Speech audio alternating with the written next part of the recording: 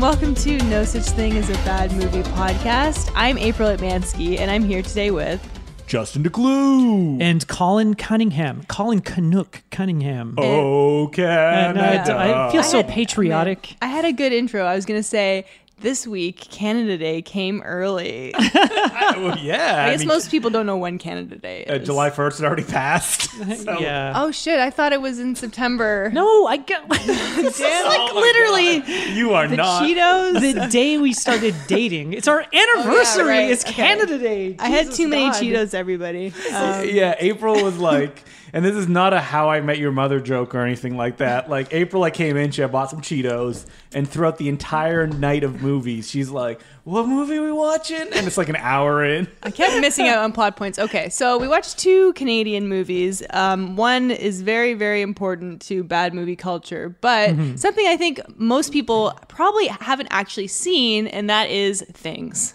Things. From what year? Wonderful. 1989, I think. Yeah, 1980, like late 80s, even though it looks like it was shot in like the mid 70s. It looks like this. It looks like a 70s snuff film. Like it's so. Someone found the trunk Yeah, somewhere. it's like, oh my God. At a Yeah. crime scene. I mean, this is a movie that I would describe as advanced reading, advanced viewing for bad movie fans. You know, I thought that as well ever since I saw it right when the directors put it out years and years ago when I went to a screening at the Trash Palace. I don't know if you guys ever went to that. Is it in Hamilton? Nope. It used to be in Toronto. Oh. Stacey Case had a print house and they had a screening there. And the directors and the cast, they were all there and they screened Things. Really? Yeah. And this was way before like it had like a huge audience. There had been a big article in Cinema Sewer, a great magazine, but I don't think many people knew. I didn't know what it was, and I was blown away. And the star of the film, Barry J. Gillis, and we're going to mention his name often throughout this podcast, got really drunk at the end and so loud that like we had to leave. He did like it shut it down in the middle of a Q&A, and then Barry J. Gillis with his homemade DVDs just handed them out to people. And I had a stack of like 10 of them. Wow. But he's just like, hey man, just take some more. Just take some more. Oh man, that's hilarious. And like Edgar Wright got one. These are the ones that I handed out throughout the years. oh, Yeah. that's And amazing. now I only have one left. Oh wow. But Things, what is it about, April?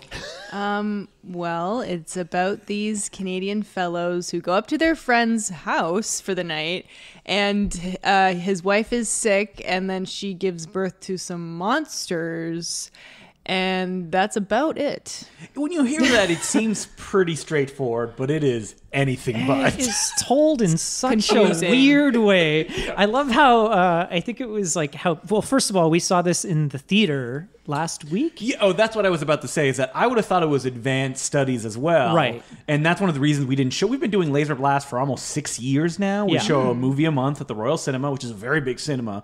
And we haven't played Things. We played it at a pay-to-leave marathon. Yeah, which we went to, and I guess Colin got really drunk and he didn't even really remember it. But at the time, you didn't like it. You didn't react well. I loved it. First of all, we were sitting at it was at a bar. It's a small It's like a bar. very small kind of screen, and we were sitting at the very, very back. So you really couldn't hear anything or understand what was happening. Probably not, but this screening last week, a ton of people came out. Yeah, probably the so- most that so have ever good. come to any of our screening in this 400-seat cinema, this massive screen that's used for post-production. Yeah. And everybody was into it, like laughing at Oh, the it was right so moments. It good. wasn't like one person be like, Yeah, everyone Yeah. being quiet. It was like everybody experiencing it communally. And Yeah. all the way through, too. Like, it wasn't one of those things where It's funny at the beginning. funny at the beginning, and then it's just like, okay, we're exhausted, like, hurry this up. Everyone was laughing all the way through. It was It's so amazing. I mean, I saw this film by myself, and when I saw it, and I vividly remember being like, "What is this?" And I showed all my friends, like one at a time, Yeah. and then they showed their friends because it's like nothing you have ever seen. yeah, it's it's like quite- it's like a virus. It's like, Yeah. you show one person and then it Yeah, spreads. because like The I Ring. don't know if I would enjoy watching it alone. But I totally get the hey, you want to watch a movie? And Yeah. Let's watch this, and you get joy out of watching your friend or friends subjecting them to it. I think because the movie is so weird, it feels like it was made by aliens or people that hadn't seen like horror movies before. Or any movie. Like, I mean, it's like any great, like any kind of Neil Breen or something like that. It's like they're not following the rules because they don't know the rules. And it has all the best stuff, which is it looks weird. It's like shot low all the time. It's very cramped and claustrophobic. Yeah. Everyone's dubbed. And because they're all Canadian, they have like the weirdest cadences. It's like, oh, wow. They get so many channels out here. Some of them, they don't know where they come from. Yeah, it's not the accent I'm used to, which is like the northern Ontario accent. I think it's like a Saskatchewan accent. Yeah. Mid-Canadian. From around Toronto, though. Oh, really? But it's a I don't even it's a know. hoser accent. This Yeah, is like I was just trying to ease the tension. Yeah. It's a great line, but It's just it's when you hear What's that got to do? lost your train of thought, didn't I? And there's so many quotable lines in this movie. We're gonna try not to like just it be a succession of us saying our favorite parts. but- Yeah. I mean, you can't. So good. Well, it's like when Peter was introducing it, and I'm kind of glad that I didn't remember anything from the first screening. Not that it would have helped, but this being like the first viewing of it was so perfect. It couldn't have been more perfect, I don't think, unless it was like at the Cinesphere on IMAX or something. People came to see me afterwards, and they're like, "Oh, you guys said that it was like way slower than it actually ended up being," and I'm like, okay, I think it was because everybody was enjoying it. But, Yeah, like, exactly. This is a movie where nothing happens for 40 minutes. There's a sequence where all these hosers arrive, and the most friendly one, named Fred, goes around opening cupboards and hitting like a fish on the wall. He's like, plastic. Yeah, he's just going like, oh, let's see what's in here. They got a fridge. No one acts like a human being. No. Like they like take their coat off and they're like, I might as well put it in the freezer. And they put it in the freezer. It's like they just shot and said, just go in and do something. It's and like they'd had a add few lines beers. later. Yeah. They've got a camera. They're up at their friend's cottage, and it's like, okay, let's improv a movie or something like that. We can't go out there. There's snakes and bears. And we'd be torn apart before we made it to civilization. Yeah, what kind of camera was this shot on? Super 8. Super Okay, 8? Yeah, definitely Super 8. Maybe 16, but it looks like it's Super 8. And that's why there's no sync dialogue, because Super 8 doesn't always shoot at 24 frames per second. Party. So the whole thing is dubbed. Sometimes well, sometimes not so And even well. the sound effects are dubbed. Like they're not done. They're not sound effects. It's just a person making the noises with their mouth. Sometimes, Yeah, yeah. exactly. It's so gross. But there are these monsters in it. But before the things show up, there's this weird scene with like a voodoo doctor who likes Dr. Lucas. That's right. likes to That's the cut off opening of the movie. People's heads. Well, it's actually towards the beginning. There's like an extended sequence of him like removing people's heads It in doesn't like a matter. dungeon. Oh yeah, and also the news footage. Yeah, so this is a Thought about movie that. so they shot it, they edited it, and then they sold it to a company that only watched the trailer, not the entire movie, because it didn't matter. They had product that they could sell. Right. But they went, it's too short, so you need to shoot sequences with Amberlynn, the porn star, and they didn't have enough to pay her to take her clothes off, so she plays a newswoman in front of a bunch of TVs, just reading random gibberish about Night of the Living Dead being in the public domain, and seemingly the characters being okay. So the broadcast is somehow from the future of the movie. Yeah, that's weird. They kept referencing them. Yeah. And then she would cut away. She would say, next. And then it would cut away to somebody else. And he's framed in like the lower right hand or lower left hand corner. And they didn't dub their lines, so it's like. Yeah, so the one scene they have sync sound, it just sounds awful. Yeah. Oh, there's a few instances, all the thing heads, they hear like, sometimes you'll hear them and it'll be on set and you hear like the of like the machine going. Right. Yeah. For some reason they couldn't dub it. But okay, so we should clear up the characters. There's Fred, the friendly guy. Uh-huh. There's, I don't remember their names. There's Barry Gillis, Yeah. who's the star of the movie and the co-director and writer, producer. And then there's the meanest man in the world. The guy with the glasses. Yeah. Yeah. Wait, is that the guy who owns the cottage? Yes. Okay. The guy Who whose doesn't- wife gave birth to things. Right, and it's funny. His intro, well, after the two of them arrive, and then he comes in to the cottage, and it looks like they're trying to avoid showing him in the same room as them. Yeah, Like, so you it's just sort all of- like it's like Charlie Brown. It's just the lower body, no head. So it's like clearly not the actor or Yeah. something, or it's just very awkwardly edited and cut together. And I'm like, are they in the same room together? But then they do, and they all sit around and they do stuff like put a cockroach In in sandwich. No, sandwich is very generous. It's mostly it's like two white bread with nothing inside. And then they feed it to a guy, and the guy's like, Yeah.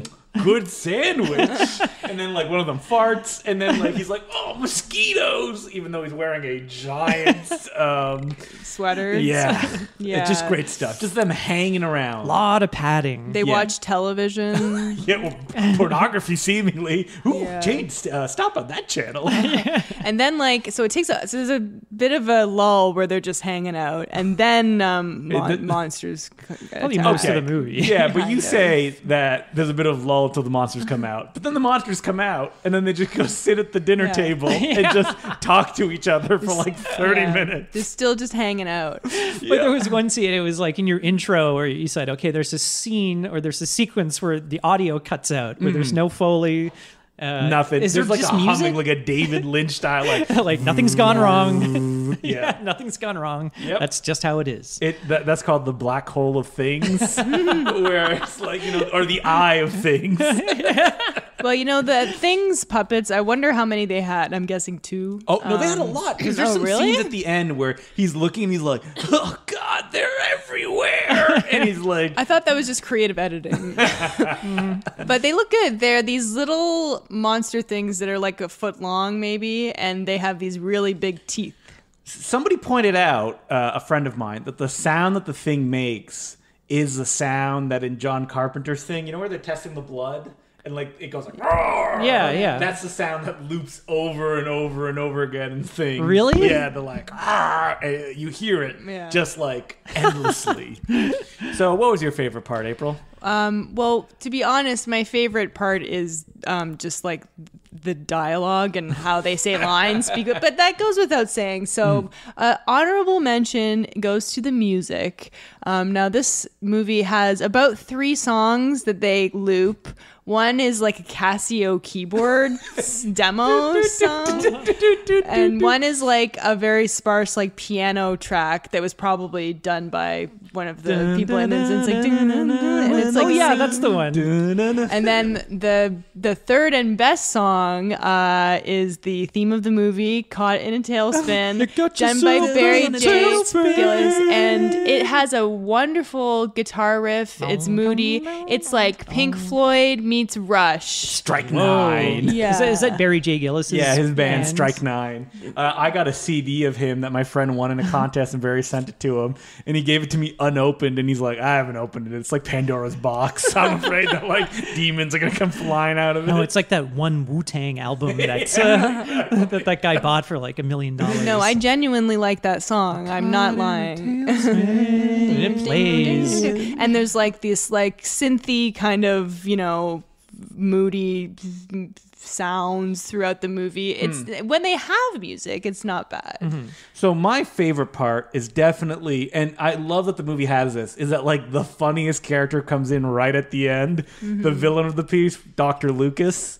So Yes. like the reason he's so funny is 100% because of the delivery of the actor, who must be the last friend who hadn't been in the movie and like doesn't quite know what to do. So he kind of talks like this. It's me, Dr. Lucas. You're a Looney Tune. You're crazy. And he's always smiling, and you can hear the smile in his dialogue. Yeah, he's trying. You can see he's trying so hard not to laugh. But he's genuinely smiling. It's not like a character. blood and Yeah. guts everywhere. Disgusting. They probably told him the first few times, like, don't smile when you say your lines. Yeah. And he's just like, okay, I'll try. And then he couldn't do it. And they're just like, oh my God. he's never very funny. never been in a movie before. And I mean, there's so many like specific moments for a movie that like sounds like it's just tedium throughout. There's so many like highlights. Like I could like separate each section. Yeah. There's like Like when Barry suddenly gives a really weird speech where he just improvs a speech about like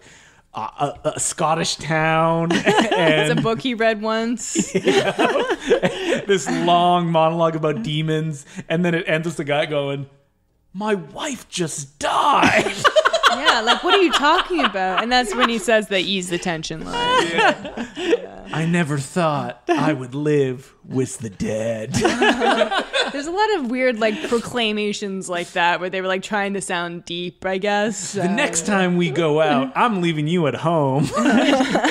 Yeah, there's lots of little memorable bits, and just to sort of keep you interested. Like as soon as your kind of interest is fading, like you'll say a line or Like, just what is going on? the line delivery, Or like they're drinking beer and then he like goes over and fills like his beer with tap water. yeah, with water, and he And shakes then it. he's like, tastes better. And it's Yeah. like, what is going on? It's just so bizarre. And I like what Peter made me really laugh was the intro. I think Peter said they're not making any wrong choices. Yeah. They're just making choices that no one has ever made before. Yes, And I thought but- that was, Or and since. that made me laugh so hard. We were fortunate enough to have Barry J. Gillis film an intro to this movie. And in that, he said, we did everything wrong. Yeah, he did. Yeah. Which, you know, he's right. But I'm guessing it was their first movie, you know? You learn on the job. Sure, yeah. And now look at the movies he's making, right? What is the? Oh yeah, we saw the trailers for them after the show. Well, Wicked World is being put out by Bleeding Skull in a few Really? months. So, yeah, AGFA, the American Genre Film Archives. Oh, is it the one with Corey Feldman? No, that's a later one. That's the Okay. one that hasn't been released yet. Ah, I see. So what's the backstory on this? Like, There's not much. It's just Really? like a bunch of friends wanted to make a movie, and they did it over a summer at someone's cabin. And I they would see, pick okay. them up, go to the cabin, shoot it. They really didn't know like how or what they were doing. Yeah. And some friends quit in the middle of it, which is why at a certain point all the lights go red, and then someone gets covered in blood in a line and said, "Oh my God, Fred just got sucked into the third, fourth, and fifth dimension." Oh, and he never comes Why'd you back. bring Fred? I'm covered in blood. There is that I don't want to steal your favorite part, Colin, but people wiping themselves down God. takes a big percentage of With this paper movie. towel. that was amazing, and it goes on and on and on. It's And just the like, sound effect is like, I forgot how hot the sound effects were. yeah, there's a lot of like mic peaking, you know, Yeah. the Yeah. audio. But yeah, I was laughing so hard, like, and it just sounds like a person like making that noise. Colin, do you want? I want a baby. Give me a baby. Well, that was hilarious, and just like the dialogue, you know, the way it's said, what they're saying is just so funny. What was your And favorite part, Colin? I'm just gonna say what I admire the most, and it's that they made a movie. They'd obviously seen, you know, Evil Dead, Evil Dead 2, and kind of, let's make something like that. Yeah. The Probably didn't- ingenuity and the passion and the ignorance. Whatever. It's like they walked in blind. They came out with things. I thought maybe your favorite part was when the guy finds the dog and he's like, "Oh no, bloody little dog!" And then he vomits for 10 minutes. That's right. I forgot about there's a I dog forgot in this. about Hey, that. there's a dog in the next movie we watched too. That was great. He vomits. And it's just like the grossest brown vomit. What's so crazy is that this movie got distribution. It was at a time when, but 1989, yeah. So the VHS is still in full swing, and people like Lloyd Kaufman said it best, which is that there's no difference on the shelf between something like Things and Halloween. Yeah. They both take up the same amount of shelf space. The tapes cost the same as well, especially that if it's not a sell-through market yet, so you buy rental tapes. So it doesn't matter really what it is as long as people rent it. Yeah, it's like when you see Yeah. things on iTunes. It's like, you know, Aquaman is $6.99, and Things is so is on- this piece of shit. Things is on iTunes? No, I don't believe so. It's an example. But like, and when you would rent a VHS, Colin could speak of this better than I could. But like when I was a kid, I would rent a video of like even if I didn't like it, I would probably watch it again because I rented the video. It's like you're watching a movie on your TV. Yes. And you've got control over it. It's amazing. And I paid this money for it, and I have it for 1 or 2 nights. Sure. Well, what we'd do is I'm advocating piracy, or I'm not really, but we'd rent movies from the gas station, like I mentioned, and we'd go to our neighbor's house who also had a VHS player, and then we dubbed the movies. So I think it was... I did that for Phantasm 3. we would do it for whatever movie we got. Wow. So for Just to have it. my entire childhood, we had a copy of Psycho 2. That's a good film, Richard Franklin. And Blame It on Rio. Blame It on Rio. Those were ones that you illegally bootlegged? Blame It on Rio being the last film of Stanley Donen, the director of Singing in the Rain. In which Michael Caine fucks a 15-year-old. Yeah, and his friend's daughter. watched it over and over Bologna. and over. Those two movies I have seen more times than... Well, Wait, it was what? just, it was just a novelty. Didn't you make more copies of other movies where your parents like, listen, Colin, until you hit the double digits, you only get 2 movies. It never really happened enough where we had rented movies and then it was too much of a bother to bring the VHS player over to the friend's place because they were like 80 pounds back in those days. Wow, so Psycho 2 and Blame It on Rio. And a copy of Raiders of the Lost Ark that I watched so much that the tape, when it got between the last 6 inches to the top of the TV, would just veer off to the right so bad. And you couldn't fix it with tracking. You would have to. So it was just. It was all about Monster Squad and Munchie, the original one, the Jim really? Wynorski, not the Munchies? Gremlins ripoff. Munchies. Nope, that's a different film. Munchie. That's the one. It's this horrifying puppet voiced by Dom DeLuise who grants wishes. Wait a minute. Well, That sounds familiar. we would tape movies off the television. That was my thing. And we had, I remember we had taped the TV movie Gulliver's Travels with Ted Danson. And it was so long I had to go on 2 different tapes. Really? Yeah. Because Ted Danson's so tall. It was like a 4-part miniseries. And you know what? It wasn't that bad. Mary Steenburgen was in it too. I wonder if that's when they met. How many times? Oh yeah, they're did married. How many times did you watch it? A lot. We watched it all the time. We watched like at least once a year, if not more. Once a year. It's Christmas time. It's time to watch And then Gulliver's you know what? Travels. Someone, probably me, taped over the second tape, which had like the last world on it. So we just watched the first part over Yeah. and over again, being like, it's like the Dead Sea Scrolls. You're like, I wonder what happened. We'll never know. All my knowledge of Gulliver's Travels comes from that miniseries. But just the one tape. He never made it back The to first his tape own is land. just the big world and the little world. Really, what people remember. I mean, all my knowledge is from the Jack Black movie. Oh God. Did you do effects on that movie, Colin? Nope. So what all else? I'm What else saying. is there to say about things? Watch it. Yeah. Just watch it. Yeah, I mean, Get some friends together and watch it. It's definitely a crowd movie. I think it's available on YouTube. Intervision put it out. No, don't watch it on YouTube. no? What Oh, yeah. Intervision? No, buy and it it, actually yes. looks better. And it has insane special features. You have never heard a director yell at his daughter because What is this on the it commentary? is. His daughter's like, I want to get some pizza. And he's like, or wings. And he's like, no, we can't afford that right now. And it's like, you can hear it in the background while they're trying to do like normal commentary. Yeah, Oh my gosh. That's Barry J. Gillis, I'm assuming. And his daughter, yes. Oh my god. Who was at the screening that I was at, and I sat beside her. Oh, cool. We laughed throughout it. And she was all drunk going, has some DVDs. No, only her father was. Oh. Yeah. All right, so Hopefully we they watched didn't drive home. another Canadian film, to make the Canadian theme, and it was Dragon Hunt, the second appearance on this podcast of the... The McNamara twins. That's right. The mulleted, bushy mustached martial Small, artist. Short man. And muscular. As Yeah. April said, or Justin, I think, said it looked like the guitarist from Miami Connection. Yeah, kind of. Mostly because they're shirtless, and everyone's shirtless in Miami Connection. Pretty too. much. And and the big bushy mullet hair. and the mustache, yeah. Sadly, they do not play instruments in this movie, but Oh, it has a man. rockin' soundtrack They play does. instruments of death. of death. Now, this was actually a very fun martial arts movie. Mm-hmm. It's a survival story. It's the most dangerous game plot. It's pretty Yeah. much Deadly Prey. if you've seen that. But it is a Canadian movie, so it's very low budget. But they do pretty good as far as like we're gonna shoot out in the woods. Yeah. So most of the movie in Georgian Bay, Ontario. The plot is that this is actually a sequel to Twin Dragons Encounter, which is different. It's not really a martial arts picture. It's more like a deliverance kind of film. And the villain of that film, which they shot in the hand with an arrow, comes back with a metal Dr. Claw style hand. Yeah. And he's again played by Bebop. Bebob, yeah.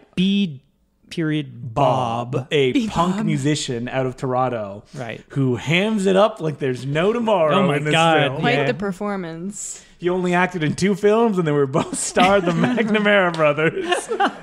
And every time he's on screen, he's singing a song of some kind. Yeah, he's always like humming tunes or singing something, or man, God, he chews the scenery so bad. So they capture the brothers, rip their shirts off, I assume, because they never put another one on, and throw them in the forest where they are hunted down by the most dangerous hunters that ads in the back of magazines could buy. Yeah, that's what they say. He kind of like, what is it, the People's Army or something?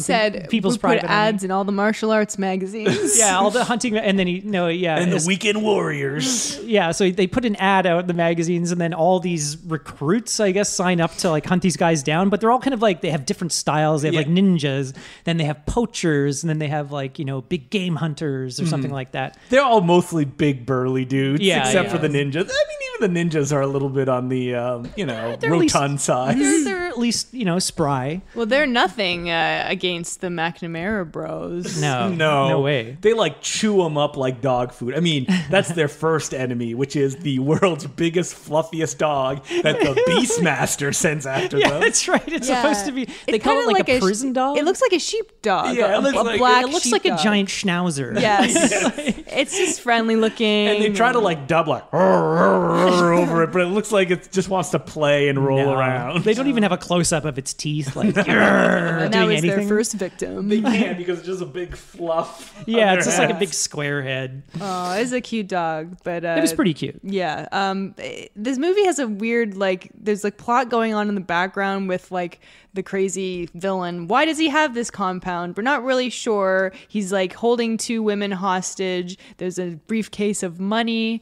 I'm not really sure what's going on with that. He just wants to kill the Twin Dragons. Yeah, The yeah. entire movie is he wants to kill them, but the movie opens with him On the boat. takes control of a ferry, which is like, I don't know, a tourist ferry, like in Georgian Bay. Mm-hmm. Takes control of the ferry and then robs everybody.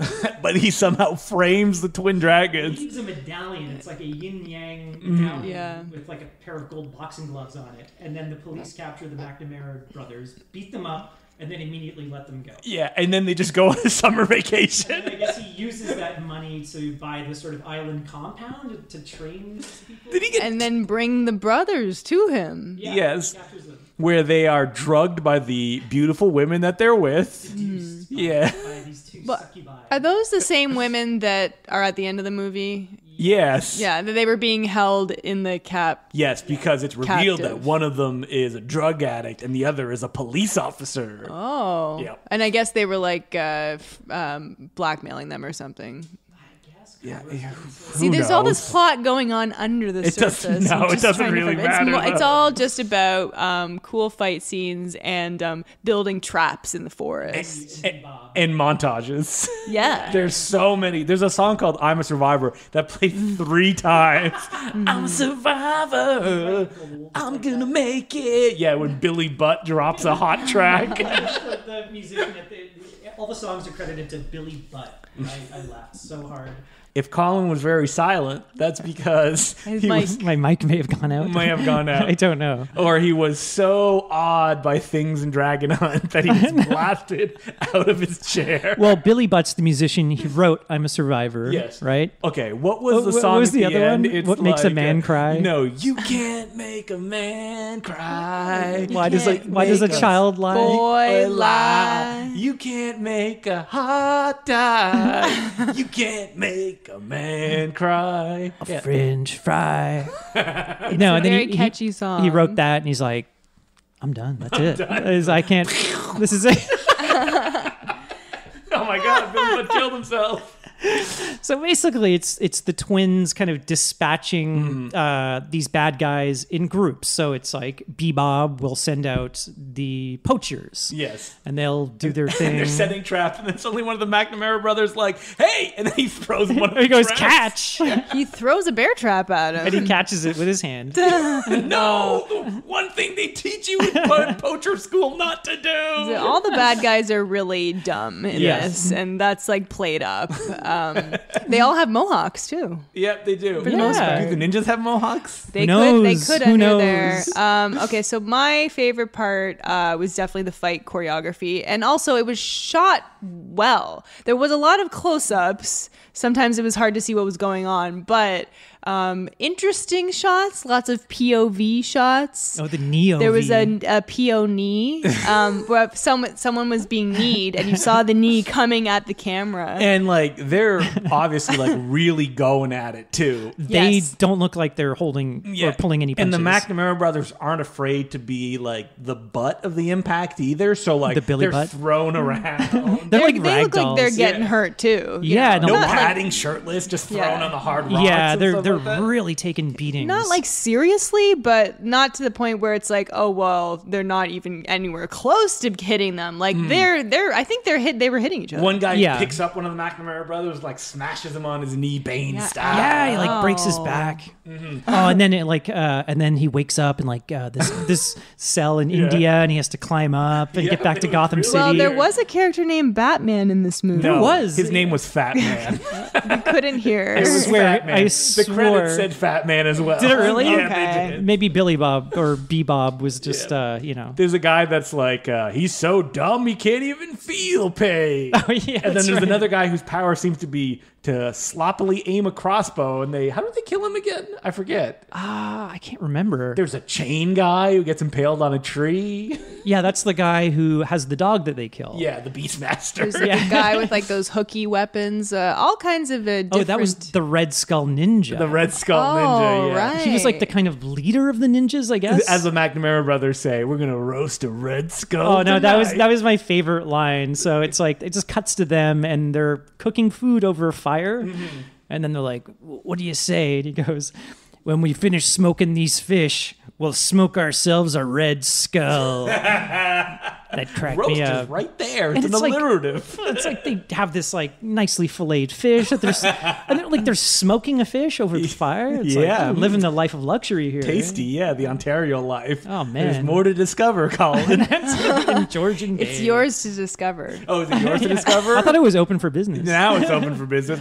For all you non-Canadians, we're just throwing out all the taglines that are on our license plate. Yeah. Can we just say that open for business is the worst tagline you could put on a license plate? Yeah, well, look at our premier. Yeah, he's the worst. worst. I think they kiboshed open for business. It was on the sign when we came in from the United States that said open for Really? business. Yeah. It might be there, but it's not on the license plates. Oh, it's not? Yeah, I think they kiboshed it, and now they've changed it to Doug Ford is a fat fuck. Are we gonna get some angry like I don't expect politics in my bad movie podcast?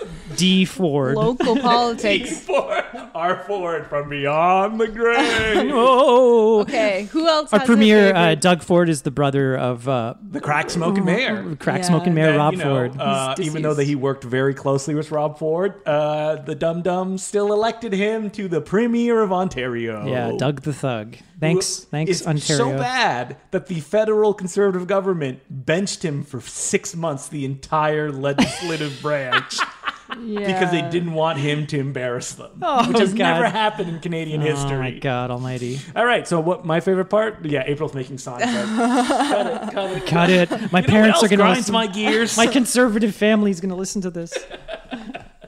Well, this is very Canadian themed. Anyway. It is, I yeah. know. We got into politics. My favorite part is definitely the fact that the McNamara brothers put their life on the line making this movie. Because there's a climax at the end where they are shot at in the sand dunes. This is crazy. And there's bullet hits that are going off around them. And we actually did a screening of this film as the Laser Blast Film Society. And the McNamara brothers came up afterwards to do Q&A. Well, one of them. But if you look at him, it looks like two of them. he The just other had guy, he just had a mirror in between them. Yeah. The other one just couldn't make it. Yeah, he lives in Florida, I believe. Oh, okay. Yeah. I was seeing double. Not like. Four McNamara brothers. People said we weren't allowed to make that joke. Yeah, But we made it anyway. she's probably going to cut it Fourth out. time's the charm. You mean I'm two seeing times? double 8 How many times. Someone made a comment that we always make like Simpsons jokes on this Yeah, we podcast. do. Just From, that like, one the- joke. from like the first 10 seasons. Yeah. Because that's when the show was It was good. good. The only good ones. Oh, man, more controversial Oh, political man. opinions. So anyways. So he told us that when they were firing those guns, they didn't have a way to do like squibs in the ground, so they just fired real guns into the sand insane. near Awful. them. Yeah. Well, it looked like they were hiding behind a log at one point, and everybody, all the remaining bad guys, are shooting all their. It's like the scene from Predator where they're just firing Yeah. everything into the forest. And Display of impotence. yeah, John McTiernan said. Yeah. and that log is getting blown apart. You can kind of see them, and But you see one behind it. yeah. You're like, okay, well, nobody's behind there. And you go, oh, there's an elbow. Yeah. But yeah, they're clearly, and explosions are going off, and all the water's going up, but like the bullets are just insane, and they're like a couple of feet away from them. Yeah. If they had fallen, And into the bullets, their rippling muscles would have probably caught them. they would have been covered in sand. Yes, and they're real oiled up too. Yeah, insanely unsafe.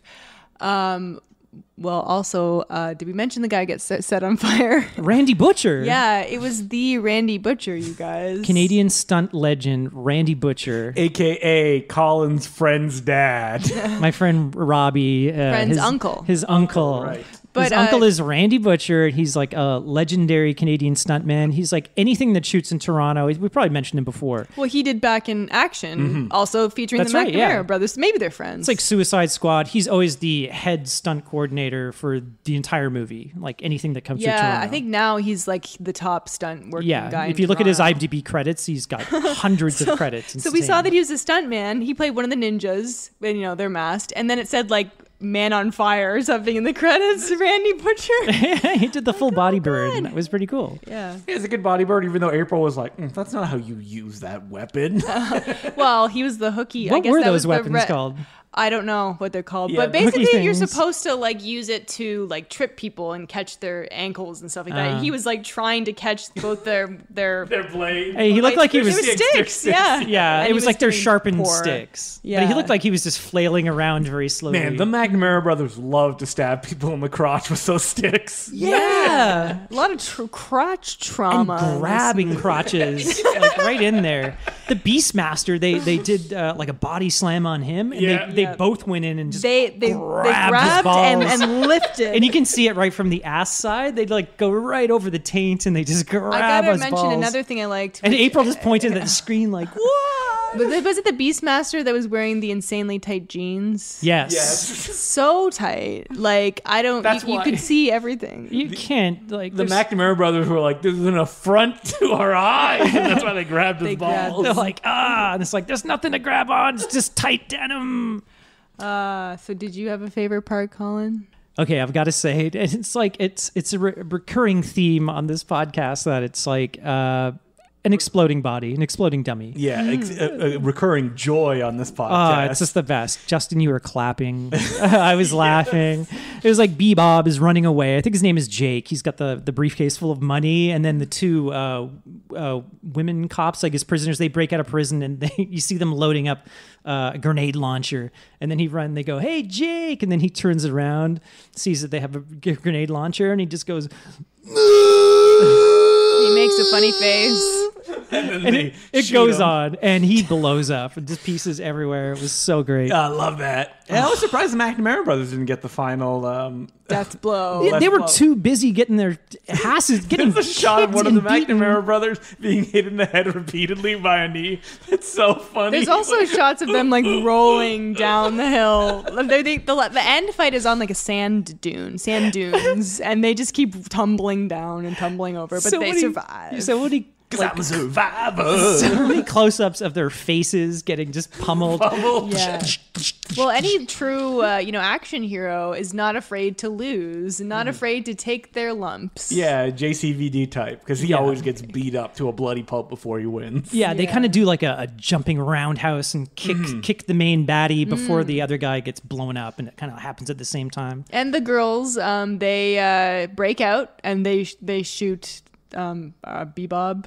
Yes, that's what we were talking That's what about. I just said. Oh my god, April's got Cheeto brain again. You didn't mention the girls. Yes! Oh, okay. Didn't hear April's that. like zoning out. She's Edit like, that where out. am I? Wait, were you making a gun No, that symbol was towards me? me saying I'm going to cut it out. No, you gotta keep it. This is gold. And they're not afraid of the McNamaras. Are not afraid of getting beaten. We're not afraid of showing our follies. Yes, it's And good. flaws. True Canadian style. And this is a movie that doesn't have that much of a cult following either. Does it? This one? Yeah. I've never heard of it. I have only heard a twin dragon encounter. So that was what I thought was the big McNamara Bros movie. Maybe it's more well known in certain circles, but you were telling me this one is like fun much, one, yeah. much more competent. Yeah, Slicker. This one was released by Glickenhaus Shapiro, who did like The Executioner and like a bunch of like sleazy, slick action films in the Okay. 80s and the 90s. This one's got a lot of like when it gets to the fight scenes, it's interesting and it kind of holds your attention. But there's a lot of kind of dull moments in between. I think just a lot of like padding of shots of people running in forests and stuff like that. They kind of reuse the same shot over and over. Just the McNamara brothers just hanging out. They don't talk very much in this movie. No, they don't really. No. It's just them. This is the mustache does all the acting. Wear some Speedos. Well, what are they going to say? Yeah, I don't know. They'll just like point at themselves and go, "Look at this." Like- Yeah, they're going to be like, wait, You want did some you of this? mention the part where the women blow up Bebop? Oh, yeah, they come in that's at my the favorite end. part. Did they pull the trigger? No, It was the women. We had No, that. that's what I meant when I said they. I meant the women. Yeah, they yes, did. yes, One of them they gets did. shot, and then she hands Who the am gun I? to the other girl. There's a really funny part where the girl drops her cocaine, and it's really hilarious. She goes and sniffs You it weren't off the looking, ground. but I laughed out loud. Yeah, and she sniffs it off the ground like a dog. That's what happens when you're addicted, April. Yeah. Oh, man. Yeah, and being held captive by a very scary man. Yeah, Name's Bebop. Bebop. He loves to sing. He looks like Johnny. The first time I saw him, I thought, God, is that John Lydon from like the Sex Pistols, like from Public Image Limited? Okay, so where can people find Twin Dragon Hunt? YouTube. We watched it on YouTube, You can but actually- it is available, right? You can buy it officially from the McNamara Brothers website. They sell it, so buy it on DVD. They'll sign it for you and send it off. Is that the copy you have? Yep, because I got it from them. And you can order, I believe Twin Dragon Encounters is available as well. And they have a third film that they never released, which is like a Warriors type through Toronto film they shot in the 90s. And unfortunately, for a bunch of reasons, it hasn't come out. But if people keep buying their movies, maybe they'll finally put it out. We showed a clip at our screening. It looks great. Nice. Really? I Yeah. would love to see like the city version of this movie. That would be great because you'd get all the nostalgia of '90s Toronto in there. Yeah. This looks like something that, your friend's got a cottage and like, a Oh, piece- yeah. tract of land with like forest on it. April's like, why can't we make this movie? Yeah. We could looks make it. All we need to do is find a piece of wood. cottage. A cottage. Yeah, and like a cabin. It wouldn't take Guys, much. millionaires, become a Patreon subscriber. Let us buy a compound. We'll turn into a film studio. Or if you want to raise some money, just take a ferry hostage and rob everybody on it. And I'm going to frame Colin. Yeah, and just like leave a yin yang symbol, and then the cops will come to Yeah. my door When I think of Colin, I think of a yin yang symbol. with like a pair of gold boxing gloves. Colin the kickboxer. And Things Like I Mentioned is available on the Intervision DVD label. I don't know if it's out of print, but I've seen it around, so pick it up now before it's too late. I'm gonna buy that. I want to watch all the special. Oh features. yeah, there's that's a lot like to it. that's a special features DVD if I ever saw one. The movie is a special feature. It sure is. It's a Canadian classic, and it should be honored with. What do we have? We're recording No Such Thing as a Bad Movie, April. Right. Okay. No. What's our Canadian? A CSA award. Oh, Canadian Screen Yeah. Award. Yeah, Lifetime Achievement Awards for the McNamara brothers. Would this No, be? Barry Oh, that'd be Gillis. amazing. Would this be like a Canucksploitation. Yes, 100%. Both of them, you think? Yes, they've both been reviewed by Paul Carup at Canucksploitation.com. Oh, okay. A website that if you haven't visited, you should check out because it's amazing. It's Okay, existed cool. For like 15 years, or maybe more than that. Whoa. And it is the go-to for Canadian, they do horror stuff, but they do other stuff as well, like Dragon Hunt, and they discover that kind of stuff. So, and by they, I mean Paul Carup, because he writes every review. All right. Well, I'm going to do that. Okay, cool. And if you want to email us, you can email us at no such thing as a bad movie podcast. And we're on Twitter at no such thing pod. Check us out on Patreon. We have a $2 level where you can be submitted into a bad movie lottery, which a new one is probably coming up soon, you guys. So. We just recorded a sweet one. Oh, wait, a Patreon episode today. Well, if you're on the $500, Okay, wait. if you're on the $5 level, you get access to our Patreon episodes, and we just recorded one about Canadian hero. Oh, yeah, that's right. Colin Cunningham. No. Wolverine Origins. X-Men Wolverine. What is it? X-Men Origins? X-Men Origins Wolverine. And someone at this table actually worked on the film. I won't say who. You have to be a Patreon subscriber to know. But I'm going to switch up the initials. It rhymes with Colin Cunningham. Wait, yeah, you switch up the initials. The first initials. Okay. Initials are CC. You know, Dustin Jaclue. Back to back. And if you want to... Oh, also, rate and review us on Cunningham iTunes. Colin. No, the initials. Okay. Rate and review us on iTunes if you can, please. And hey, did you guys know Geraldo Rivera left us a iTunes review? Oh my God, the Geraldo Rivera. Geraldo Rivera. I do not think that's him. I have no reason to believe it wasn't really Geraldo Yeah, Rivera. he did. He mentioned Al Capone's vault in the review. So if you're out Isn't he there, a Fox News? Ugh, some piece of crap. And if you want to tweet at me, I'm at April at Mansky. If you want to follow me, it's at Decluje, DECLOUX, letter J. I also do another podcast called The Important Cinema Club every week. And buy my book, Radioactive Dreams, The Cinema of Albert Pyun, available on Amazon. Oh, you can follow me on Twitter. It's at Sergeant Zima, SGTZIMA. I had a Cheeto fart. Hold on. Sound like a brain fart, a Cheeto fart. Sounds like you're incontinent in some way. That's it. Wait. And there were no such thing as a bad Cheeto. All right, so let's start the episode. Today we're talking about things and Dragon Hunt. What is happening to our minds? Is there a carbon monoxide leak in the basement? That was the Canadian episode. We've been dead the whole time. Oh my God. I'm April at Mansky. I'm Justin McClue. And I'm Colin Cunningham. And remember, there is no such thing as a bad movie. Ooh, from the grave.